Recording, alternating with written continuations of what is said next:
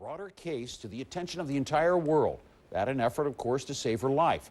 Well, now, the attorney who did that, the attorney and human rights activist, محمد Mustafay, is seeking asylum in Turkey. Ivan Watson has been following this story since he broke the case last night. He joins us now live from CNN Istanbul. What's the latest?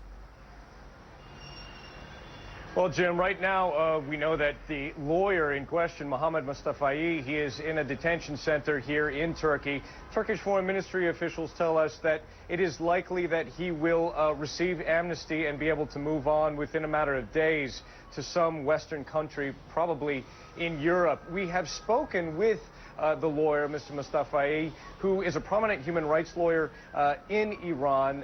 Not only did he defend this woman who was sentenced to death by stoning for committing adultery, but he has also defended a number of juveniles who were sentenced to death on the equivalent of death row in Iran in the past. Now, he said it was a very difficult decision for him to flee Iran. Quote, I made a decision after I saw that they were still going to arrest me and mistreat me, is what he said to CNN. And he said that if he did not turn himself in, that Iranian authorities had said that they would not release his wife, who he claims was taken into Iranian custody and is now being used as a hostage to try to pressure him to cooperate. Take a listen to what he said to us earlier today. تمام کشوران میخوام که به دولت ایران فشار بیارن. I want all the countries of the world to put pressure on the Iranian regime to free my wife from prison, because the government arrested her for no reason. These actions are not right and are not in line with Islam.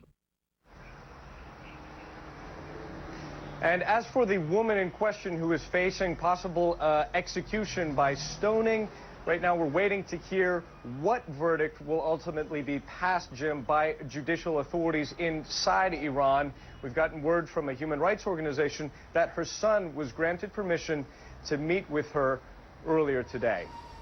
Jim?